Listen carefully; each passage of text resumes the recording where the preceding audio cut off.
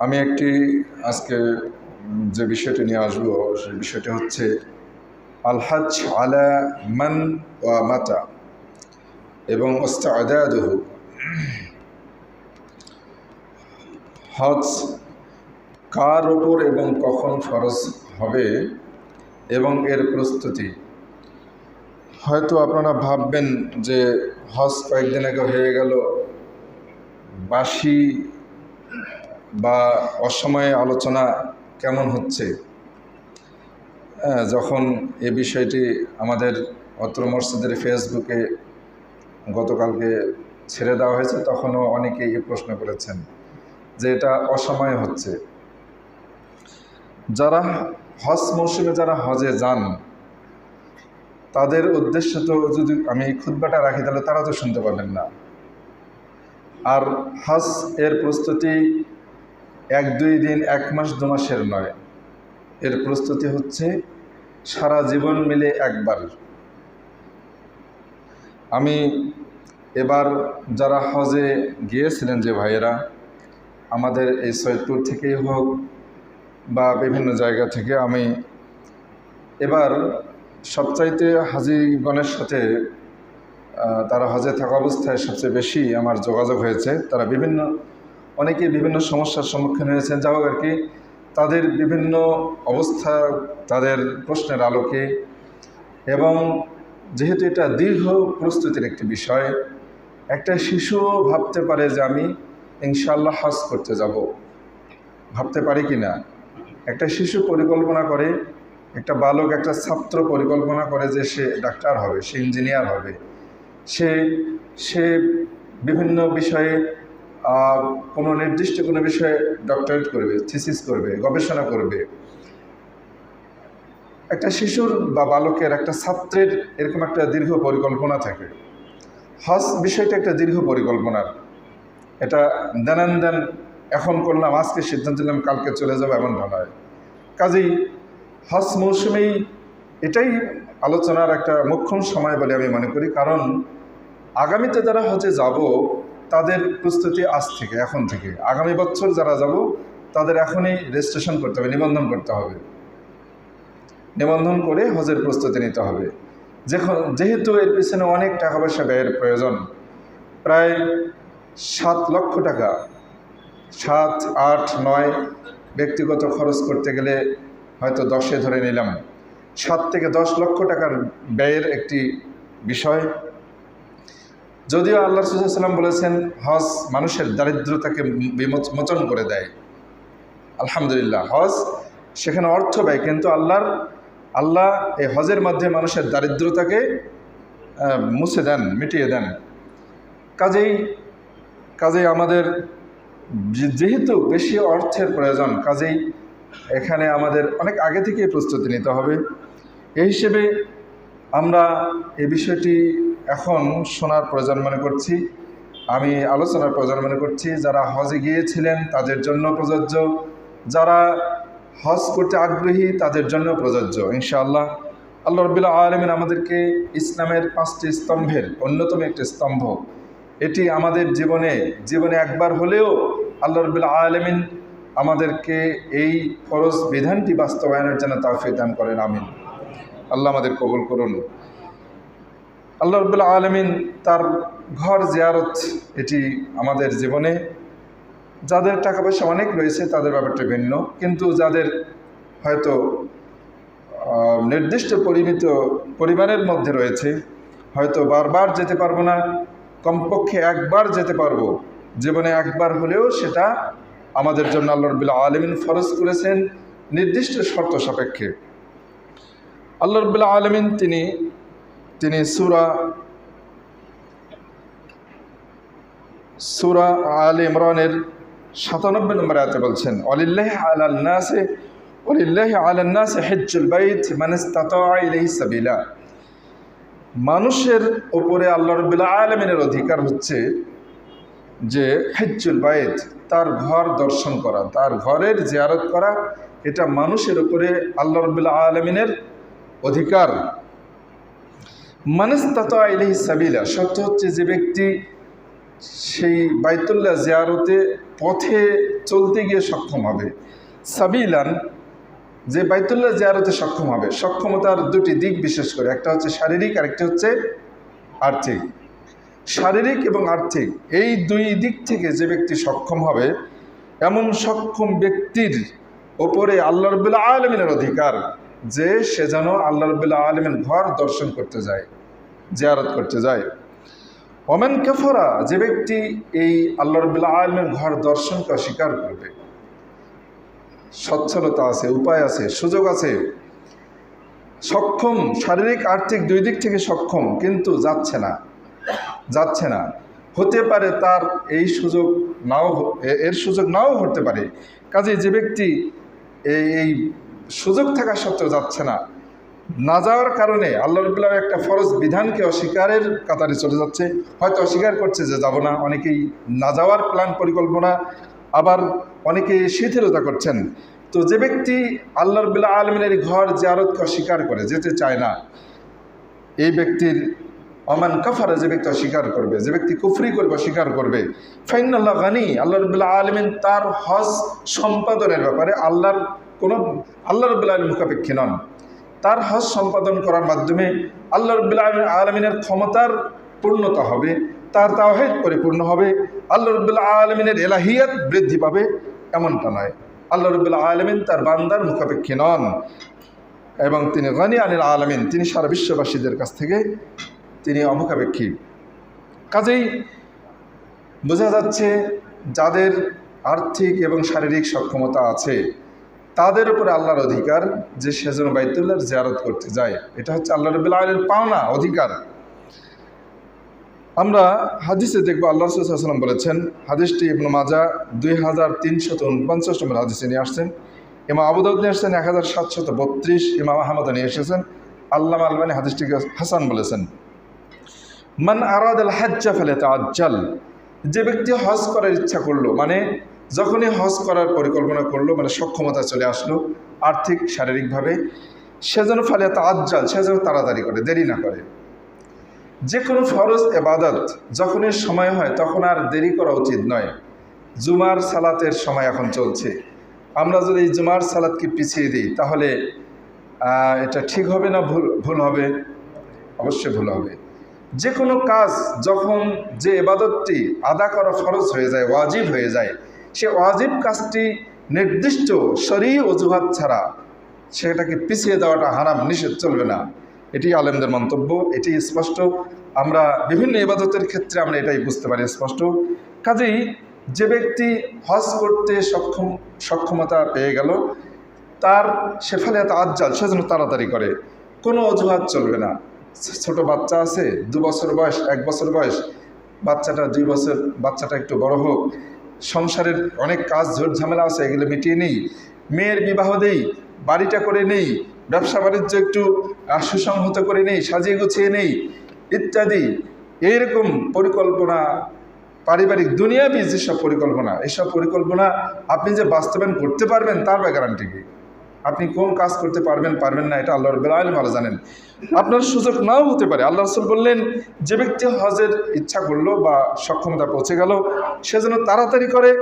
কেননা ফাইন্না কাদ আমরুদুল মারিদ, কেননা অসুস্থরা অসুস্থ হবে, মানে মানুষ মাত্র অসুস্থ হবে, মানুষ মাত্রই অসুস্থ হবে। যেহেতু আমাদের মৃত্যু সামনে, মৃত্যুর রোগ সামনে অপেক্ষা করছে, কাজেই অসুস্থ মানুষ অসুস্থ হবে। অতাদিল্লু দাল্লাহ, এবং হারিয়ে যাওয়া জিনিসগুলো হারিয়ে যাবে। হারিয়ে যাওয়া জিনিস কি? আপনার সুস্থতা হারিয়ে যাবে, আপনার অবসরতা হারিয়ে যাবে, আপনার আর্থিক সচ্ছলতা আজকে আছে আগামীকাল নাও থাকতে পারে। এই হারিয়ে যাওয়ার জিনিসগুলো, হারিয়ে যাওয়ার উপযুক্ত, হারিয়ে যাওয়ার মতো যেগুলো, এগুলো হারিয়ে যাবে। ও তাআরুদুল হাজা, এবং প্রয়োজনের সামনে দেখা দিতে পারে। আজকে হয়তো আপনি যে প্রয়োজনগুলো ভাবছেন, এই প্রয়োজনগুলো আমার অনেক বড় বড়, এগুলোকে উপেক্ষা করে আপনি হজে ইচ্ছা করলে যেতে পারবেন। যদি আপনি মনে করেন যে এই প্রয়োজন সেরে আমি যেতে পারবো, হতে পারে যে আগামীতে আরও এমন একটা বিশেষ সমস্যায়, এমন একটা বিপদে পড়ে যাবেন যে আর কখনোই সম্ভব নয়। কাজেই আল্লাহ রাসূল এই কথাগুলো বললেন, স্পষ্ট বাস্তবমুখী কথা আল্লাহ রাসূল বললেন। যে ব্যক্তি হজের অবস্থায় পৌঁছে গেল সে যেন তাড়াতাড়ি করে, কারণ মানুষ অসুস্থ হবে, হারিয়ে যাওয়ার বস্তুগুলো হারিয়ে যাবে, আর প্রয়োজন সামনে এমন একটা প্রয়োজন দেখা দিতে পারে যেটা আপনার হজের প্রতিবন্ধক হয়ে যাবে, কাজেই তাড়াতাড়ি করো। আল্লাহ সাল্লাম তিনি স্পষ্ট এই কথাগুলো বললেন। কাজেই আল মুমিন কাইয়িস, যে চালাক মুমিন, যে চালাক মুমিন, চালাক আর বোকা মুমিন, আমি এই কথাটি মাঝে মাঝেই বলি। আল মুমিনুল কাইয়িস, যে চালাক মুমিন, সে তার দিনের ব্যাপারে সবচেয়ে তার উপকারী কাজগুলো সে খুঁজে বেড়ায়, কোনটা তার উপকারী, কোনটা তার এই মুহূর্তে প্রয়োজন। এমন চালাক মুমিন তার কাজগুলোকে খুঁজে বেড়ায়। সে আল্লাহর আনুগত্যমূলক কাজ করতে দেরি করে না। আগামীকাল করব, পরশু করব, সামনের বছর করব, এমন সিদ্ধান্ত নেয় না। মুমিন, চালাক মুমিন এমন সিদ্ধান্ত নেয় না, বরং সে যথাসময়ে প্রত্যেকটি কাজ করে। সময় হারিয়ে যাওয়ার আগেই সে কাজটা মুমিন করার চেষ্টা করে। এটা হলো মুমিনের, চালাক মুমিনের বৈশিষ্ট্য। আল্লাহ রাব্বুল আলামিন সূরাতুল বাকারার 148 নম্বর আয়াতে বলেছেন, ফাস্তাবিকুল খায়রাত, ভালো কাজে তাড়াতাড়ি করো, প্রতিযোগিতা করো, তাড়াহুড়া করো, ভালো কাজ করতে দেরি করো না। আল্লাহ রাব্বুল আলামিন তিনি সূরা আল আনামের 110 নম্বর আয়াতে বলেছেন, অনুকাল্লিবু আফইদাতাহুম বিআল্লা ইউআফফাক লিআদাই মা তায়াসসারা লাহুম মিন ফি'লিল খায়রাত, অর্থাৎ অনুকাল্লিবু আফইদাতাহুম ওয়া আবসারহুম কামা লাম ইউমিনু বিহি আউওয়ালা মাররাহ। আল্লাহ রাব্বুল আলামিন বলেছেন সূরাতুল আনামের 110 নম্বর আয়াতে বলছেন, আমি মানুষদের অন্তরকে পরিবর্তন করি। মানুষদের অন্তরকে আল্লাহ রাব্বুল আলামিন পরিবর্তন করেন, অবসরহম, তাদের দৃষ্টিকে, চোখকে পরিবর্তন করে দেন। কামা লাম ইউমিনু বিহি আউওয়ালা মাররা, যেমন প্রথম ঝোঁকেই অনেকেই ঈমান আনবে না, প্রথম অবস্থাতেই অনেকে ঈমান আনবে না, প্রথম অবস্থাতেই একটা ভালো কাজ করবে না, সুযোগ আছে অথচ করবে না, সুযোগ থাকতেই করবে না। এটা অনেকের উপরে আল্লাহর পক্ষ থেকে শাস্তি হতে পারে।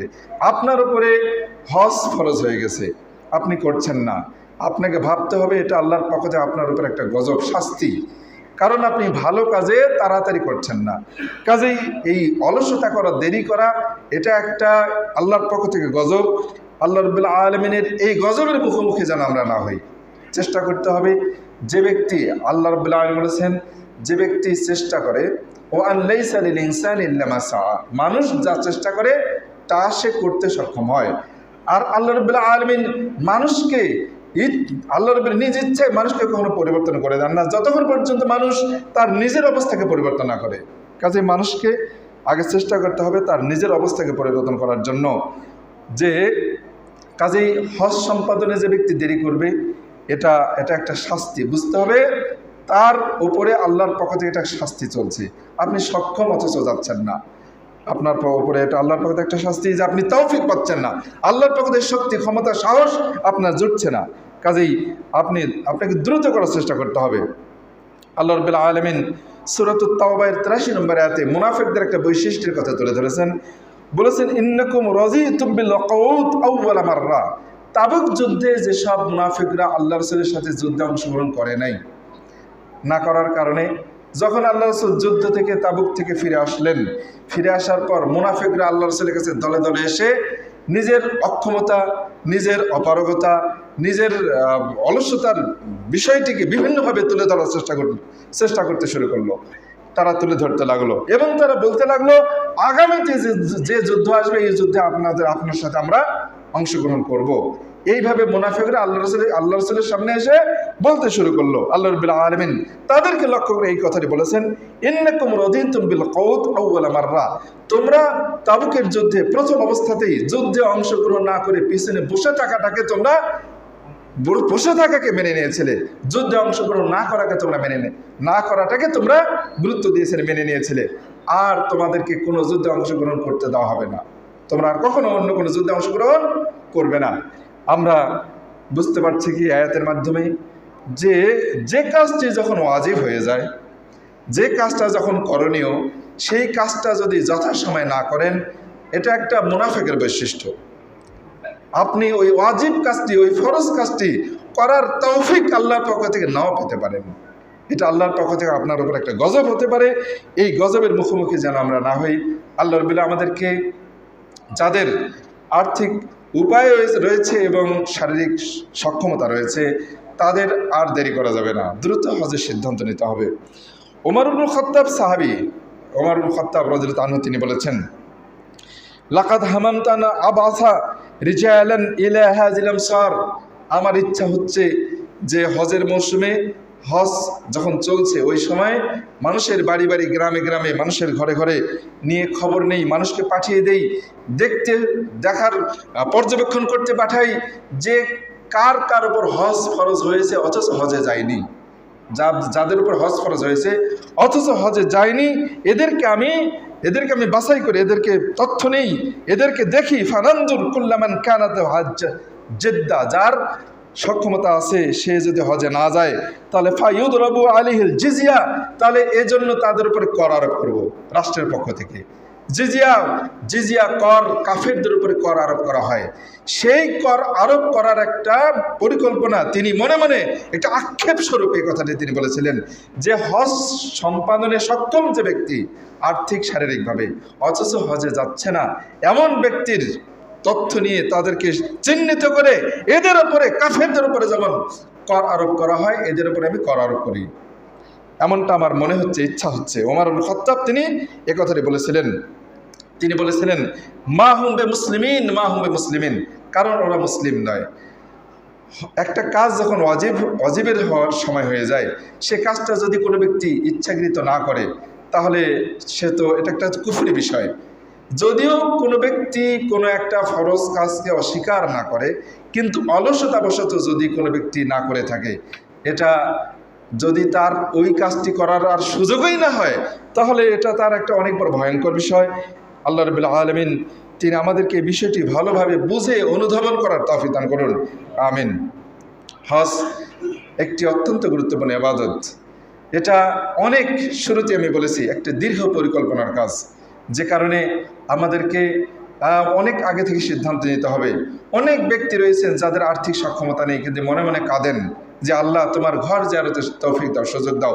দেখা যাচ্ছে যে 5, 10, 15, 20 বছর পর আল্লাহ রাব্বুল আলামিন তাকে সুযোগ করে দিলেন। কাজেই আমাদের সব সময় এই বিষয়টি ভাবতে হবে, মাথায় রাখতে হবে। আল্লাহর ঘর দর্শনের একটা দৃঢ় ইচ্ছা, সিদ্ধান্ত থাকতে হবে। আর্থিক সচ্ছলতা না থাকলেও আল্লাহ রাব্বুল আলামিন যে কোনোভাবে সুযোগ করে দিতে পারেন। ক্ষমতা দানকারী কে? আল্লাহ সুযোগ দিতে পারেন। হে আল্লাহ, আমাদের সকলকেই তোমার ঘর জিয়ারতের তৌফিক দান করো, আমিন। ইয়া রাব্বুল আলামিন, তোমার ঘর, সেই ইতিহাস, সেই ইব্রাহিম আলাইহিস সালাম এবং তার স্ত্রী, তার ছেলের যে ইতিহাস বিজড়িত সেই স্থানগুলো দর্শন, হে আল্লাহ আমাদের তৌফিক দান করুন, আমিন আমিন। আসুন, হজের গুরুত্ব অনেক বেশি। যেমন আমর ইবনুল আস সাহাবী, হাদিসটি সহিহ মুসলিমের 121 নম্বর হাদিস আসছে। আমর ইবনুল আস সাহাবী তিনি বলছেন, ইসলাম গ্রহণের আগে সবচাইতে আমার কাছে ঘৃণিত ব্যক্তি ছিল মুহাম্মদ। আল্লাহ রাসূল সাল্লাল্লাহু আলাইহি ওয়াসাল্লাম সবচাইতে তার কাছে পৃথিবীর ঘৃণিত ব্যক্তি ছিল। কার? এই আমর ইবনুল আসের কাছে, ইসলাম গ্রহণের আগে। তিনি বলছেন যে ইসলাম গ্রহণের পর আমার কাছে সবচাইতে পৃথিবীর প্রিয় ব্যক্তি হয়ে গেলেন কে? রাসূলুল্লাহ সাল্লাল্লাহু আলাইহি ওয়াসাল্লাম। আমি তার দিকে যখন দেখি, তার দিকে দেখে আমার চোখ কখনো ভরে না, আমার তাকে দর্শনের পিপাসা আমি মেটাতে পারি না। এত তাকে দেখলে আমাকে এত ভালো লাগে, তার দর্শনের বর্ণনা আমি কখনো আমি আমার ভাষায় দিতে পারবো না। আব্দুল্লাহ সাহাবী কথাটি বলছেন। তিনি বললেন, লাম্মা জাআলাল্লাহু আল ইসলাম ফি কলবি, যখন আল্লাহ রাব্বুল আলামিন ইসলামের প্রতি আমার আকর্ষণ আমার অন্তরের মধ্যে সৃষ্টি করে দিলেন, আতাইতু রাসূলুল্লাহ, আমি আল্লাহ রাসূলের কাছে আসলাম। এসে ফাকুলতে বললাম, আবসিত ইয়াদাকা ফালা উবাইআকা, হে আল্লাহ রাসূল, আপনার হাত প্রসারিত করে দিন আমার দিকে, আপনার হাতে হাত রেখে আমি বায়াত করব, আমি শপথ করব, ভালো কাজের শপথ করব। তখন ফাবাসাতা, আল্লাহ রাসূল তার হাতকে এগিয়ে দিলেন, প্রসারিত করে দিলেন। আর আব্দুল আস সাহাবী তিনি কি করলেন? তার হাতকে গুটিয়ে নিলেন। আল্লাহ রাসূল হাত এগিয়ে দিলেন, তিনি তার হাত গুটিয়ে নিলেন।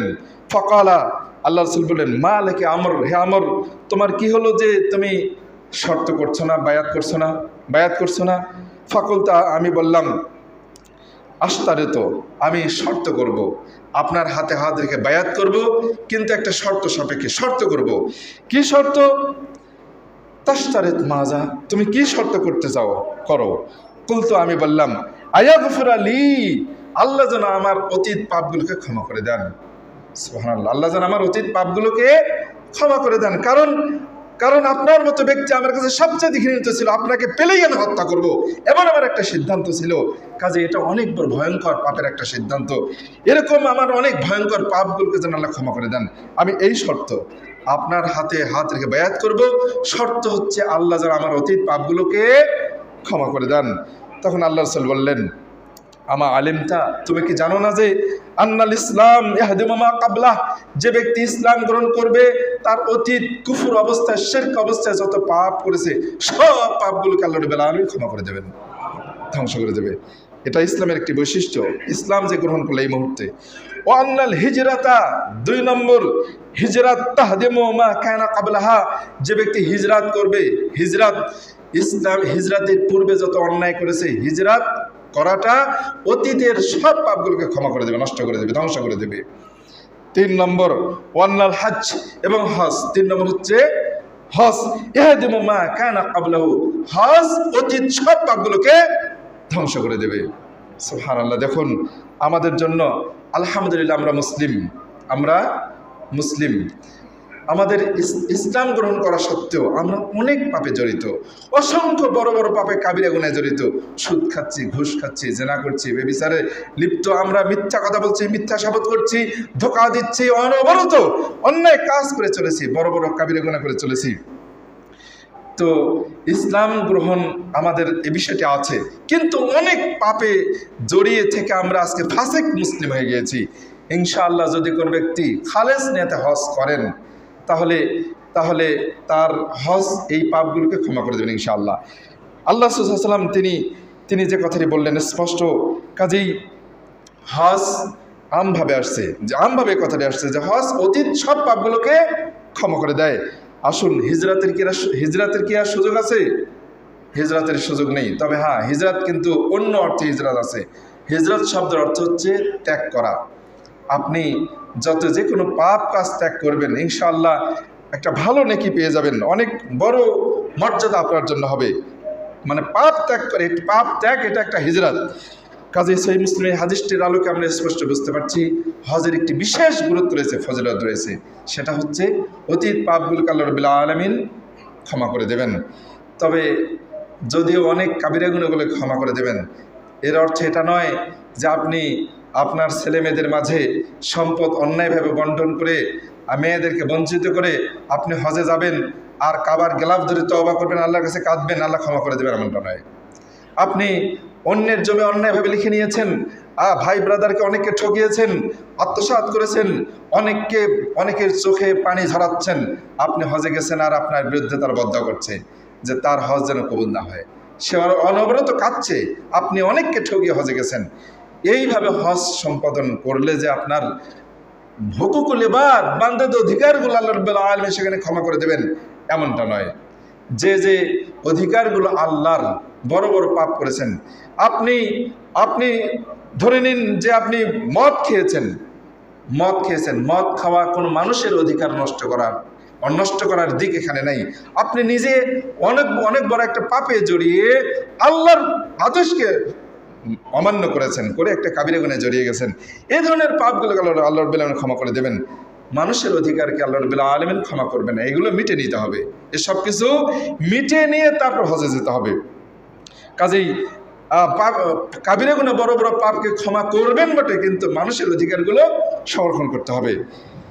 এরপর হজের অনেক গুরুত্ব আমরা যেটা জানি, আল্লাহ রাসূল সাল্লাল্লাহু আলাইহি ওয়াসাল্লাম বলেছেন, সহিহ বুখারীর 1521, সহিহ মুসলিম আসছে 1350 নম্বর হাদিসে আসছে, আবু হুরায়রা থেকে বর্ণিত, আল্লাহ রাসূল বলেছেন, মান হাজ্জা ফালাম ইয়ারফাস, যে ব্যক্তি হজ করলো কোনো রকম অশ্লীলতায় জড়ালো না, কোনো রকম অশ্লীল কোনো কথা কাজে জড়িয়ে গেল না, হজ অবস্থায় এমনকি নিজের সাথে থাকা স্ত্রী যে আছে, হজ সম্পাদনের দিনগুলোতে এরকম কোনো কাজে সে কখনো শরীক হলো না, এবং ওয়ালা মাফসুক, এবং কোনো পাপাচারিতায় বড় বড় পাপে লিপ্ত হলো না।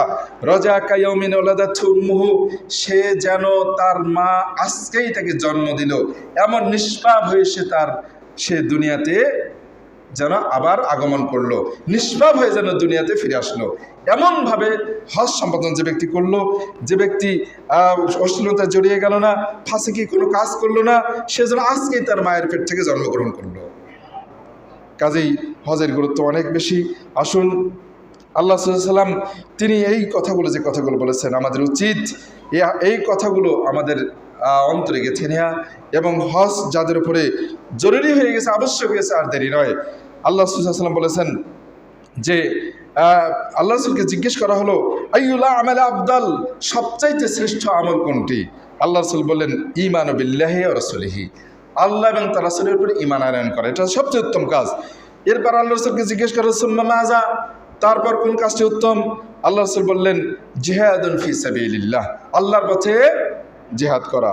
তারপরে আবার আল্লাহ রসুলকে জিজ্ঞেস করা হলো, সুম্মা মাযা, তারপরে কোন কাজটি উত্তম?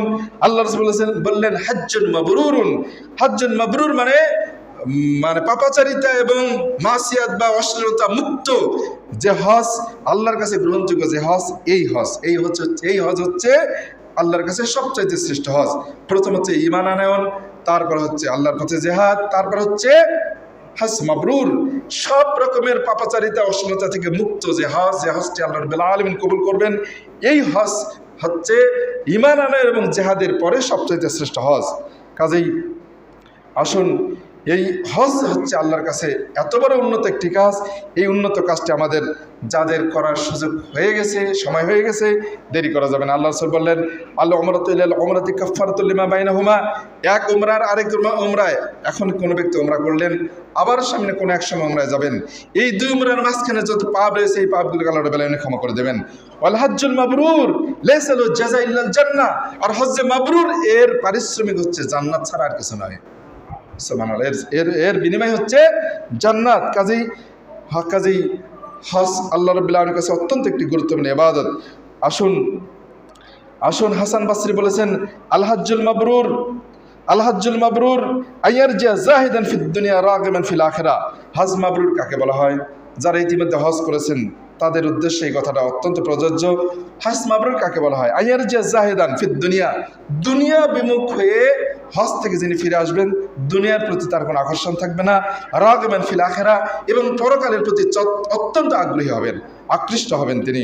এই হচ্ছে হজ্জে মাবরুর এর বৈশিষ্ট্য। হজ মাবরুর কাকে বলা হয়? যেমনটি বলা হচ্ছে আলামাতু বিররিল হজ, মানে হজ মাবরুর একটি আলামত, চিহ্ন হচ্ছে আন তাজদাদা বা'দা খায়রান, যে হজ মাবরুর যে ব্যক্তি, যার হজ আল্লাহর কাছে গ্রহণযোগ্য হবে, হজ থেকে আসার পর তার ভালো কাজের গতি আরো বেড়ে যাবে। ওয়ালা ইউআবিদুল মাআসি বা'দা রুজুহি, এবং হজ থেকে ফিরে আসার পর কখনো আর অন্যায় কাজে জড়িয়ে যাবেন না। এই হচ্ছে হজ্জে মাবরুরের একটি আলামত, চিহ্ন। কাজেই ইতিমধ্যে যারা হজ করেছি তাদের জন্য অত্যন্ত একটি গুরুত্বপূর্ণ নসিহা, যে আমরা যারা হজ করতে যাব তাদের জন্য হজ্জে মাবরুর যেন আমরা সম্পাদন করতে পারি। যারা হজ থেকে ফিরে এসেছি তারা কখনো অন্যায় কাজে জড়িয়ে যাবে না। যদি জড়িয়ে যান, বুঝতে হবে আপনার হজ আল্লাহ রাব্বুল আলামিন কবুল করেননি। আর যারা হজ করার সিদ্ধান্ত নিচ্ছে, ইনশাআল্লাহ হজ্জে মাবরুর যেন আমরা করতে পারি, আল্লাহ আমাদের সেই তৌফিক দান করুন। আসি, আয়েশা থেকে বর্ণিত, আল্লাহ রাসূল বলছেন, আয়েশা বলছেন, আল্লাহ রাসূলকে জিজ্ঞেস করলেন, ইয়া রাসূলুল্লাহ, আলা নাফজুয়া ওয়া নুজাহিদ মাআকুম, আমরা কি আপনাদের সাথে যুদ্ধ করতে পারি না? আপনাদের সাথে কি আমরা জিহাদ করতে পারি না? জিহাদ করতে যাব না? আয়েশা আল্লাহ রাসূলকে, একজন মহিলা মানুষ, তিনি আল্লাহ রাসূলকে এই আশাবাদ ব্যক্ত করছেন, আশা করছেন যে আমরা কি আপনার সাথে জিহাদ করতে পারি না, যুদ্ধে যেতে পারি না? আল্লাহ রাসূল বললেন, কি বললেন? লাকিন আহসানাল জিহাদ ওয়া আজমালু আল হজ, সবচাইতে উত্তম এবং সবচেয়ে সুন্দর জিহাদ হচ্ছে হজ। হজ্জুল মাবরুর, এটা হচ্ছে সবচাইতে উত্তম হজ, সবচাইতে শ্রেষ্ঠ হজ, শ্রেষ্ঠ জিহাদ। হজ হচ্ছে সবচাইতে শ্রেষ্ঠ জিহাদ। আল্লাহ রাসূল বললেন, যখন এই কথাটি বললেন, আয়েশা বললেন, ফালা আদাউল হাজ্জা বা'দা, এরপরে আমি আমার জীবনে আর কখনো হজ ত্যাগ করি নাই। যতবার হজের মৌসুম এসেছে আমি হজ করেছি। ইসসামাইতু হাযা মিন রাসূলিল্লাহ, আল্লাহ রাসূলের কাছ থেকে এই কথাটা শোনার পর আর কোনোদিন আমি হজ ছাড়িনি। কারণ হচ্ছে পরে আরেকটা হাদিস শুনলে স্পষ্ট হবে। হাদিসটি ইমাম নাসাই নিয়ে আসছেন 2626 নম্বর হাদিসে। আল্লামা আলবানী হাদিসটিকে হাসান বলেছেন। আল্লাহ রাসূল বলেছেন, জিহাদুল কাবীর ওয়াদ দাঈফে, বৃদ্ধদের জিহাদ আর শিশুদের জিহাদ, বৃদ্ধদের জিহাদ এবং শিশুদের জেহাদ, দুর্বলদের জেহাদ হচ্ছে আলমারা, এবং মহিলাদের জেহাদ হচ্ছে আল হজ্জ এবং আল উমরা। হজ এবং উমরা এটা হলো মহিলা, বৃদ্ধ, দুর্বলদের জেহাদ। যদি কেউ জেহাদ করতে চাই, শারীরিকভাবে দুর্বল, আর্থিকভাবে অক্ষম, আর যদি কোনো ব্যক্তি জেহাদ করতে চায়, তাহলে জেহাদের জন্য যে কোনোভাবে হোক না কেন, যদি সম্ভব হয়, বৃদ্ধ আপনি হজ করতে পারছেন না, অসুস্থ আপনি হজ করতে পারছেন না, বৃদ্ধ আপনি যুদ্ধ করতে পারছেন না, অসুস্থ আপনি যুদ্ধ করতে পারছেন না, তাহলে আমরা যদি যুদ্ধের সমান নেকি পেতে চাই, যুদ্ধের সমান, জেহাদের সমান নেকি পেতে চাই, তাহলে কি করতে হবে? হজ মাবরুর করতে হবে, হজ করতে, ওমরা করতে হবে। কাজেই হজ ওমরা হচ্ছে জেহাদের সমান, জেহাদের তুল্য। জেহাদ সবার দ্বারা সম্ভব নয় এবং সবসময় সম্ভব নয়, অবস্থার প্রেক্ষাপটে এবং ইসলামের শাসকের অধীনে কোনো ব্যক্তি ইচ্ছা করলে সেটা করতে পারে না। কিন্তু হজ যদি কোনো ব্যক্তি করেন, তাহলে তিনি জেহাদের সমান নেকি পেয়ে যাবেন। কাজেই এটা আমাদের জন্য একটি বিশেষ সুযোগ। আসুন, আল্লাহ রাসূল সাল্লাল্লাহু আলাইহি ওয়াসাল্লাম তিনি বলেছেন যে তাবিউ বাইনাল হজ্জ ওয়াল উমরা, হজ এবং উমরা বারবার করো, হজ এবং উমরা বারবার করো যদি সম্ভব হয়। ফাইন্নাহুমা ইয়ানফিয়ানি আল ফাকরা ওয়াদ দুনুব, কেননা হজ এবং উমরা মানুষের দারিদ্রতাকে বিমোচন করে দেয়, দারিদ্রতাকে নষ্ট করে দেয়, ওয়াদ দুনুব এবং পাপকে নষ্ট করে দেয়। বোঝা যাচ্ছে বারবার হজ করলে, উমরা করলে মানুষ অর্থ ব্যয় করলে দরিদ্র হয়ে যাবে। টাকা পয়সা কোথায় পাবে? যদি কারো অনেক টাকা পয়সা থাকে, তাহলে বারবার হজ করার কারণে এটা আর্থিক জরিমানা হবে না, বরং আল্লাহ রাব্বুল আলামিন মানুষের দারিদ্রতাকে দূর করে দেবেন। কিসের মাধ্যমে?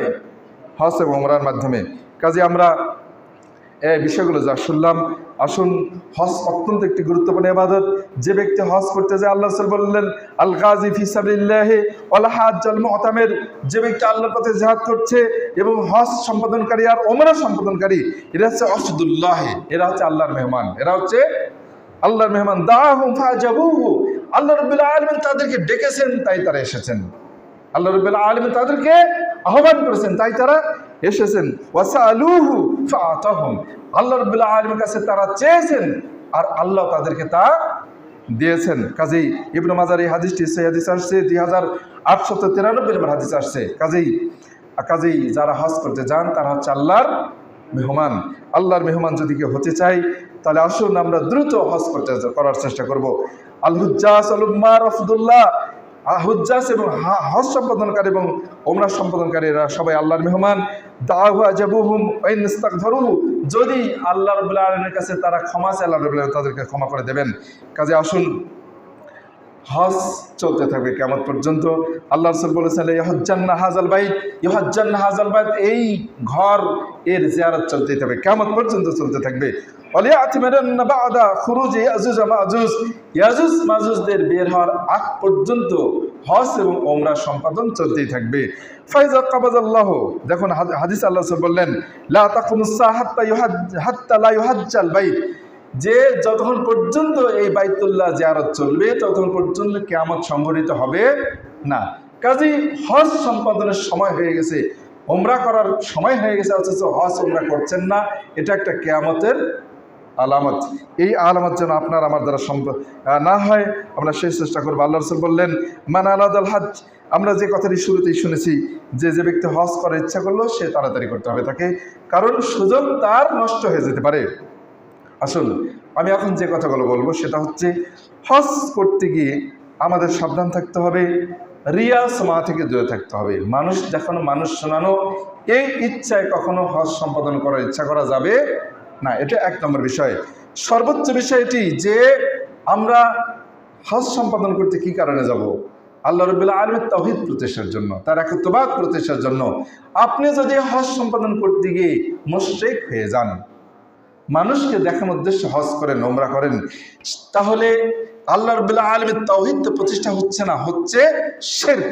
আর এই শিরকযুক্ত ইবাদত আল্লাহ রাব্বুল আলামিন কখনো কবুল করবেন না। হজ মাবরুর হবে না, যে হজের বিনিময়ে জান্নাত ছাড়ার কিছু নয়, এই হজ সম্পাদন হচ্ছে না। যদি কোনো ব্যক্তি মানুষ দেখানো আর শোনানোর উদ্দেশ্যে হজ সম্পাদন করতে যায়, মানুষ দেখানো শোনানো থেকে বিরত থাকতে হবে। হজ করার সিদ্ধান্ত নিলে আপনাকে বলে বেড়াতে হবে, বন্ধু বান্ধবদেরকে বলতে হবে, আহ্বান করতে হবে, দাওয়াত অনুষ্ঠান করতে হবে, হজের আগে বন্ধু বান্ধবদেরকে ডেকে খাওয়া দোয়া নিতে হবে। সব একটা কুপ্রথা। এসব কুপ্রথা থেকে আমাদেরকে দূরে থাকতে হবে। রিয়াজমা, মানুষদেরকে শোনানো, মানুষদের কাছে প্রচার প্রসার হওয়ার মতো যে কোনো মাধ্যম উপায় ত্যাগ করতে হবে। এটা একটা বিষয়। দ্বিতীয়ত বিষয় হচ্ছে যে হজ সম্পাদন করতে গিয়ে আল্লাহ রাসূল সাল্লাল্লাহু আলাইহি ওয়াসাল্লামের সুন্নাহর অনুসরণ করতে হবে। যে কোনো ইবাদত গ্রহণ হবে আল্লাহর কাছে দুই অবস্থা যদি থাকে। এক হচ্ছে আল্লাহ রাব্বুল আলামিনের সন্তুষ্টির জন্য হতে হবে, যেটা আমরা একটু আগে শুনলাম যে রিয়াসমা থাকা যাবে না, মানুষ দেখানো শোনানোর উদ্দেশ্যে কাজ করা যাবে না, একমাত্র আল্লাহ রাব্বুল আলামিনের সন্তুষ্টির জন্য হতে হবে। দ্বিতীয় বিষয় হচ্ছে যে আল্লাহ রাসূলের সুন্নাহ মোতাবেক হতে হবে। সুন্নাহ পরিপন্থী যদি হজ হয় তাহলে সেই হজ কবুল হবে বলে আশা করা যায় না। যেমন সালাত, সিয়াম, সালাতের আজকে আমরা সালাত আদায় করতে আসছি এই মসজিদে বহু দূর দূরান্ত থেকে অনেক ভাই আসি আমরা। আমাদের এই মসজিদের আশেপাশে যারা বসবাস করছেন সবগুলো আহলে হাদিস অধ্যুষিত পরিবার এলাকা। এই মসজিদ এমনটি নয়, আমরা বহু দূর দূরান্ত থেকে আসি। কি কারণে আসি? আমাদের সালাত যেন সুন্নাহ মোতাবেক হয়, সুন্নাহর বিপরীতে যেন না হয়। কারণ আশেপাশে বহু মসজিদ আছে, প্রতিটি নড়ায় চড়ায় দেখবেন সুন্নাহর খেলাফ হচ্ছে।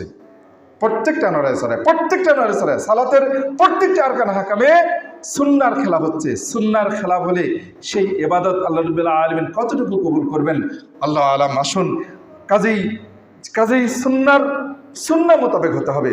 সুন্নাহর খেলাফ হওয়ার মধ্যে থেকে অনেক কাজ রয়েছে। আমিও আল্লাহ রাব্বুল আলামিনের সুযোগ করে দিয়েছিলেন গত ডিসেম্বরে উমরায়, যেটা দেখেছি যে মানুষরা যারা মাযহাবী যারা সুন্নাহর তোয়াক্কা করেন না, নিজ ইচ্ছা মতো যেন ইবাদতটা তাদের মুখস্থ, যা মন চায় তাই তারা করবে, ব্যাপারটা যেন এরকম ইন্না লিল্লাহ কখনো নয়। বরং সুন্নাহ মোতাবেক আপনার হজ হতে হবে। ৬-৭ লক্ষ টাকা খরচ করে হজ করতে যাবেন, জীবনে আর দ্বিতীয়বার সুযোগ নাও হতে পারে। এটা একটা ফরজ ইবাদত। এই ফরজ ইবাদতটা যদি সুন্নাহ মোতাবেক না হয় তাহলে এর চেয়ে ব্যর্থতা কি হতে পারে, এর চেয়ে বড় আফসোসের আর কি কারণ হতে পারে? কাজে সুন্নাহ মোতাবেক হতে হবে। সুন্নাহ মোতাবেক হতে হলে কি করতে হবে? এই বিষয়টি নিয়ে পড়াশোনা করতে হবে। এখন থেকে যারা আগামীতে হজ করতে যাব, নিবন্ধন করতে হবে ভালো জায়গায়। কেমন জায়গায় নিবন্ধন করতে হবে? আপনার সঙ্গী সাথীরা যেন সুন্নাহপন্থী হয়, আপনার সঙ্গী সাথীরা যেন সুন্নাহপন্থী হয়, আপনার দল যেন সুন্নাহপন্থী হয়। আপনার দল সুন্নাহপন্থী নয় আর আপনি একাই সুন্নাহর উপর আমল করতে চাচ্ছেন, পারবেন না। কারণ এবারে যারা হজে গিয়েছিলেন বহু ভাই, অনেকের সাথে আমার সবসময় যোগাযোগ হচ্ছিল। যেমন আরাফার মাঠে মুজদালিফায় যে জায়গায় সালাত কসর করেছেন, আল্লাহ রাসূল সাল্লাল্লাহু আলাইহি ওয়াসাল্লাম মক্কাবাসীদেরকে নিয়েও সালাত কসর করেছেন। যারা ওখানকার অধিবাসী তাদেরকে নিয়েও তিনি সালাত কি করেছিলেন? কসর করেছিলেন। অথচ মাযহাবী ভাইয়েরা তারা সেখানে ফতোয়া দিচ্ছেন যে সালাত আরাফায় কসর করা যাবে না, সংক্ষিপ্ত করা যাবে না। তারা একাকী তাদের মতো করে তাদের দলবল নিয়ে তারা পূর্ণ সালাত আদা করছেন, কসর করছেন না। অথচ আল্লাহ রাসূল সাল্লাল্লাহু আলাইহি ওয়াসাল্লাম কসর করেছেন, সালাত কসর করেছেন। এরকম অনেক একেবারে স্পষ্ট সুন্নাহ যেগুলো পড়ে রয়েছে, জ্বলন্ত সুন্নাহ যেগুলো আছে, স্পষ্ট সুন্নাহগুলো যখন দেখবেন যে আপনি ওরকম একটা দলের সাথে হজে গিয়েছেন, যাদের সাথে আপনি সুন্নাহ পালন করতে পারছেন না, আপনাকে সবসময় তিরস্কার করছে, ঘৃণা করছে। আপনি কি করেন? আমরা সবাই একটা করছি, আপনি এটা কি করেন? আপনি তাদের কারণে শেষ পর্যন্ত আপনি সুন্নাহর উপর আমল করতে পারবেন না। এরকম সমস্যা আমাদের ভাইয়েরা পড়েছেন। এই সৈয়দপুরের অনেক ভাই গিয়েছেন, তারা এরকম সমস্যায় পড়েছেন।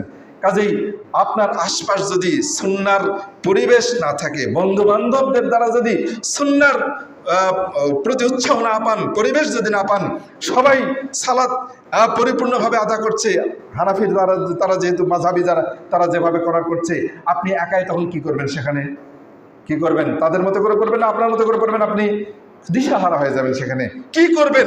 মান সম্মানের ব্যাপার, তারা সবাই একটা করছে, আপনি একা একটা করবেন, কি করে হতে পারে? এরকম একটা অবস্থায় পরিবেশের কারণে শেষ পর্যন্ত সুন্নাহর খেলাফ করতে বাধ্য হবেন। এই সুন্নাহর খেলাফ যেন করতে বাধ্য না হন, এজন্য পড়াশোনা করতে হবে। পাশাপাশি সঙ্গীরা হতে হবে সুন্নাহপন্থী। সুন্নাহপন্থীর সঙ্গী পাবেন কোথায়? অবশ্যই আছে, আমাদের দেশে ভালো ভালো মাধ্যম আছে, যোগাযোগ ভালো ভালো উপায় আছে।